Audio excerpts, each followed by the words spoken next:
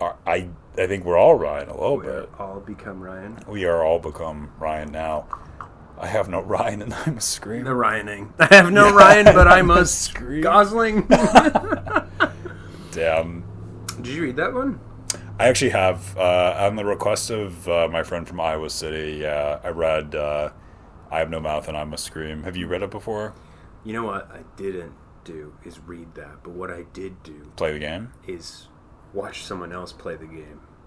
Nice. So That's the 21st century answer right yeah, there. isn't it though? It's like all the purpose of literature is to become a video game. And the way that you disseminate it to the masses, it's kind of like the Protestant Revolution. You think about it. Is to put it into terms that the tweaking Zoomer understands, which is a Twitch stream. You know, if you think about it, Martin Luther and Sega have a lot in common. They're kind of the same little hedgehog, the same quirky, perky hedgehog. Right? Breaking away from the orthodoxy, saying something that matters. And Let's get all back to about basics. Well, one was about the golden ring, and the other one was kind of about disavowing the golden ring, right? That's true. The Sonic did love his gelt, unfortunately. Yeah, but Sonic doesn't do it for the money. Sonic does it because he loves to go fast. Yeah, but he does it for the passion. picking up all these coins, it's got to be part of it. You can't Well, go fast and not jump through a few hoops, you know? Those hoops, the corporate ladder. The speed Somebody get just helps you get there faster. Somebody get what's that guy's name? Chris something. Chris Chan. Somebody get Chris Chan on the phone. Tell him. Sonichu. Sonichu. Yeah, exactly. Oh my god. We should talk about him at some point. You ever done a deep dive? We actually could do it a whole episode. Yeah, They say he may be the most documented person in the history of humankind. Really? Yeah, for real. I believe that. Just because he literally had 14-year-old kids calling him up and pretending to be like 14-year-old boys calling him up and pretending to be girls and then just oh yeah. gassing him, you know. But it's kind of sad. I don't know. I'm really of two minds. I mean, obviously this person was very challenged by lots of things. Chemical and physical imbalances. Yeah. His fucking, what was it called? Bio levels were off the chart. Is it a Fallout? No, it's not Fallout. It's his medieval. Oh, his bile. Yeah. His bile. His black humor or whatever. Yeah, dude. Where we were in, if we were in Plague Doctor times, definitely would have gotten a visit from Bird. For sure. From Bird, for sure. a Bird person. Yeah. For sure. But yeah. I mean, I don't know. That is really the double-edged sword. Is they say, and there's so many stories like that too. I was watching this I know. story about the game dude. Have you seen this one? No. He's also extremely well documented, and I think it's by virtue of him putting himself out there a lot, and then also him engaging with trolls a lot. That's the thing. It's people who are on the spectrum have a harder time, it seems, discerning trolls from sincere critique. And if you get criticized, I mean, you and you're neurotypical, you can kind of know what to respond to and who's trying to meme on you to take something seriously and to not take something else seriously. But I feel like they get overwhelmed because to them everything is serious and Yeah. Well, there's no second level, you know. There's no their whole life is the front stage production. There's no backstage. There's right. no, and I don't even mean that. I'm not mean that demeaningly. I mean, no. It's just they in don't. a way, it's I wish I could take life that truly, sincerely, where everything means something. There's no mask. There's no barrier. No. Right? It's you're not a character on a set. You're just yourself. Which does that say something about we do call these individuals obviously autistic and the implication of that is that they bear some kind of not only psychological and sociological but even chemical aberrations from normality, the set standard. Mm-hmm. But I mean, is it really just that they're not fully socialized or accustomed individuals to not to be too David Fincher here, but to the are they just not used or acclimated to the levels of deception which we all must like put up? The white lies everybody has to put up when they're in a social setting. You know, I think it's impossible to say because obviously there's things like sociopaths in our society too who are even much better players of the game than normal people are. And to them it's basically like algebraic, like in this situation I should frown, in this situation I should smile. But there's like an inherent disconnect with like, I guess, an emotive force. It's just like they know that it's like I don't know. I suppose it's like what if you could explain a color to a blind person. You know, when they see red, they have a particular feeling. I don't know. Maybe it doesn't. Maybe that particular example doesn't really apply very well. But I'm trying to say, like, I mean, obviously, I can't escape my bias of being neurotypical. Yeah. Right. So like everything I'm trying to describe here is like what's his name? The dude who wrote the Panopticon, the French guy. Foucault. He talks about madness a lot in his book, and you can't do anything with madness because as a like reasoned person, like unless we're talking about madness as like a political term in the sense of like saying like you're divergent from like set standard, a particular standard, right? Yeah.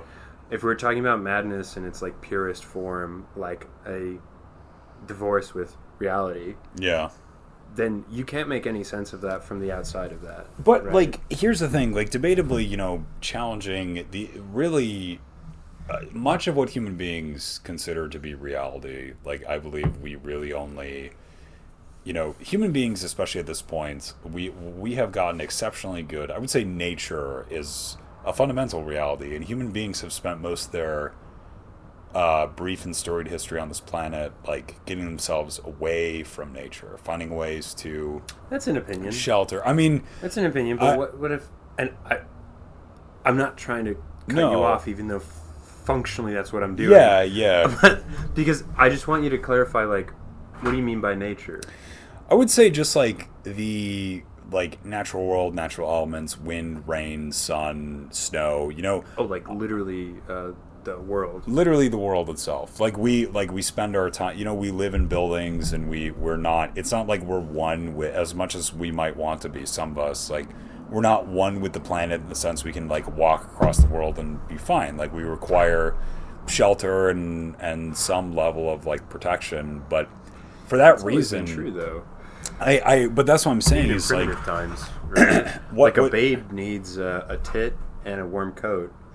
It can't survive on its own. But I just think it like so those are natural, you know, and when we look at somebody like Chris Chan or other people like that, you know what they're running into is not necessarily natural deficiencies in the sense that these are not guys who are like, oh, I'm going to jump off of a roof and fly. They're performing the sociological equivalent of that, but they're not like what they're coming up against is not technically I would call like a real like reality. They're coming up against a social reality. I hear what you're saying, but do you know what I mean? I'm not trying. Like you're saying that they're basically like at a primitive level they could survive, but they haven't learned social cues or something. But is that what you're saying? Well, it's like we violate, like part of being a social person is violating social cues and taboos all the time. Like that's like part of what makes comedy. Not all the time. Not all the time, but like,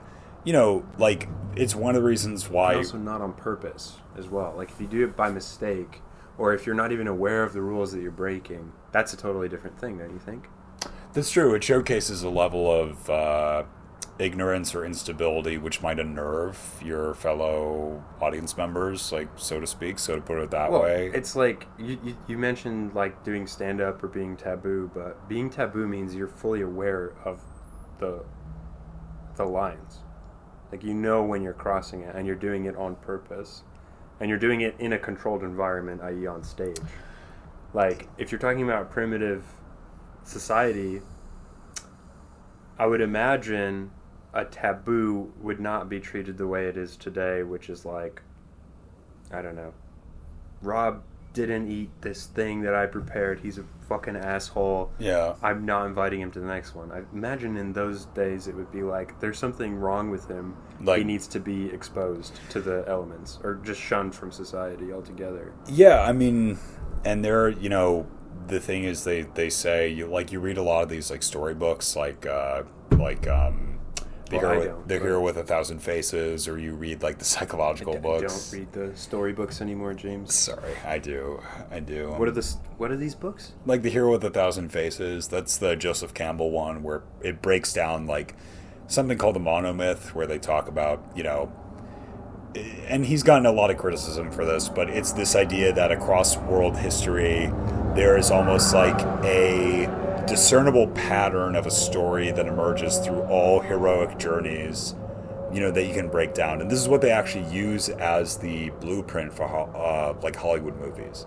Oh. So, like, the reason I'm mentioning that is because these, not because of that, but these books will always mention like shamanic individuals who in past far older societies, like, they would literally imbibe like hallucinogenics, or they would literally go on like a vision quest to determine. This was before even like an organized religion, like, you know, Judaism, Christianity, like all that kind of stuff. They don't really have shamans these days. Not really, but we have people. Or vision. You know what though? We might need to bring some. those We back. should bring those back. I mean, Yes. like, unironically, like I see a lot like. I see a lot of things when I close my eyes. Yeah. Right when I open them. Just so much screaming. And No, I just think like people like Chris Chan, I'm not saying they would have been accepted in like an older society just because they weren't accepted here, but there were outlets for people who would be like, oh, he's actually in tune with something. Oh, you think you would have been a shaman? I think he would have been like adjacent to something like that. Like he would have been a scribe, or he would have been like A scribe? Yeah. A caveman scribe? well, like an early medieval scribe. Okay, so we gotta set a timeline. Are we Okay. talking about like the, what do you call it? Medieval period? The caveman period? So Because we'd there's say, a big difference, because like obviously one cult, like, okay, oh my God, medieval period is at least, what's up? I'm just gonna dim this. Oh, It's just bright, yeah, it is bright. right in my face. Sorry. And we'll adjust. You're It's getting fine. it all. It is dark. One day I'd like to have a light up here. I'm sorry, I don't mean to detract, but No, would you like a light up here? I think we should literally buy a mini street lamp with like a road sign and just put it right here. Yeah, I think that'd be cute. I think But so. no, honestly, why do they make those as lamps? You know what I mean? Street lamps? Yeah, like, no, they should make like for a home lamp. I bet they made those. A street lamp? It looks like a street light, but it's also got your sign on it, the sign of your street. So it's like it's a cute little living room yeah. piece where it's like your They street. They have that in like, I'm sure they in do. London, in England, don't they? Hey, Listen, don't they? Robert, They got all the quaint shit that you we moved here. Well, we didn't. The people who brought us Someone here moved here. moved here and then did a birth on me. So we didn't have to think about them. So No, I'm this sure was not they do. me being in this attic. All the 32 years I've been around, this was not my idea. I just wound up here, man. Yeah, I'm just an amoeba moving in a maze. And that is genetically predestined for me. The walls are all destiny. No, but really quick, I do want to say with like the Christian thing, I really think like I do think that in a society that was less whichever side of the brain is more logic oriented, which is the one we're dealing with now, is the predominant schema for how to be successful in modern culture. Like, you have to know science, you have to know math, you have to know some offshoot of those, numbers and spreadsheets and all that other shit. Can I just say, he raped his mom? And so, Christian, yeah. I honestly, I'm not trying to valorize the the guy. second thing I saw from him was, I was really big into these people who do like requests for free information, and then it's like body cam footage, and he was fucking in one of the shots. So let's be very clear. This guy would not have survived the caveman period. Probably not. I guess I'm just trying to be hopeful. The idea that, like... That mom rapers could be shamans? No, the idea that maybe the reason that shit happens is because, like, this man's deepest, like, core needs are not being met by society, so they sort of hold there for a while, and they get old, and they turn into, like, you know, what could be sweet cream turns into rancid milk in the soul, and it gets vomited out through these awful actions. And in a society where you don't have, like, what the fuck is a guy like that supposed to do? Like, what the fuck is he supposed to do? He's supposed to get help in an ideal society. He's supposed to fucking work at GameStop or be a stalker for, like a stock boy for, like, 30 or 40 years. Stalker? That's what they call them, stock. No, really? STOCKER, Okay. yeah. Or, like, he's supposed to work... But that's the thing, is, like, you know, I'm not saying that in the caveman period this guy would have lived a charmed life or whatever, but, like, is there not a hopeful mode of society where we could look at somebody like that and be like, I don't have, like, a great place for you right now. Who's I? Is this the guy who's playing The Sims 3? The society, yeah, exactly. God. Yeah. It's like, well, Chris, you got all the bad moodlets and stuff. I gotta be honest, I'm gonna delete this door. I don't remember making you. Kind of embarrassing. I don't know if I got the mod for social services. Actually makes you very unique. You're a very special boy. You're just like leaning into the computer. I don't know if you can hear me. I don't know. I can't tell if you can hear what I'm saying. I'm very sorry. I'm so sorry. I'm deleting the door and I'm starting a fire. Yeah, shaman your way out of that, Sonichu boy. Yeah, put down a couple of totems of rain calling for that one. No, I will say, though, I do want to say that dude, that's one of my fucking buzz.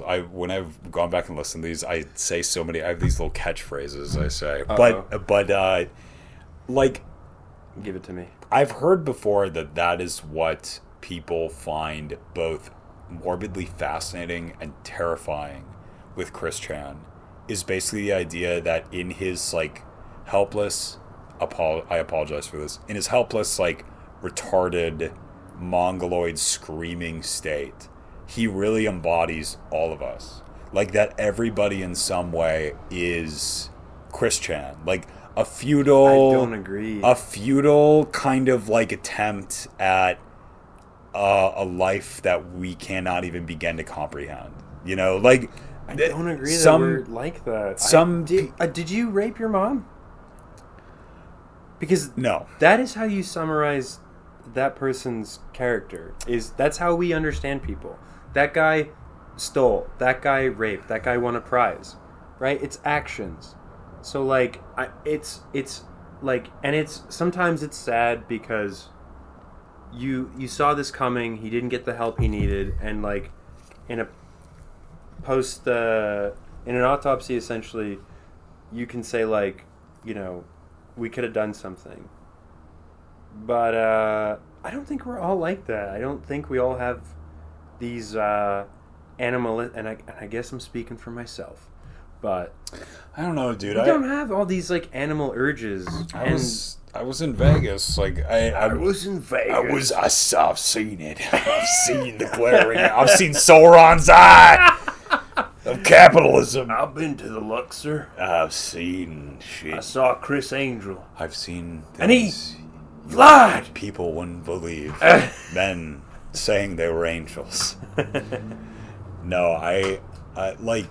I don't mean to be a jerk, but I don't think we're all Chris Chans inside of us, just because, like... Not in a one-to-one, but there is, like, a feudal animal desperation that I think at the core of his being resonates with people, which is why they find it so addicting to, like, pick on this guy or to fuel this, because at the end of the day, it's like they are able to express a held existential anxiety which they recognize but have no language for, and then here comes this perfect like cathartic symbol across their computer screens, this like random autistic guy who draws stupid shit and who has like all these dumb ideas, you know, and people are like, wow, at some core level, like I identify with that, because at the very least everybody knows what it's like to feel like a loser, you know, and Chris Chan typifies the ultimate loser. Like he's That's done, what I mean, though. you But, know, like, dude, like I'm sure everybody feels like everybody has their low points, and like yeah, that's kind of what I don't mean to sound like your wrestling coach, but that's kind of what defines your character, is like what you do when you're out of ideas, when things are not going your way, when it's wet. You know, like I went to work every day this last week, and I walked to work. It's like a 40-minute walk. And it was raining, and my little shoes here have loads of holes in them. So like I show up to work, my feet are soaked, and I spend the next 8 hours shuffling around on my feet. They're soaked, and I take them off at the end of the day. I look at them, and I think this is what my feet will look like when I'm 80, if I make it that long, which I won't, because the men in my family, they party hard and they die young. hell yeah, dude. Yeah, so you know.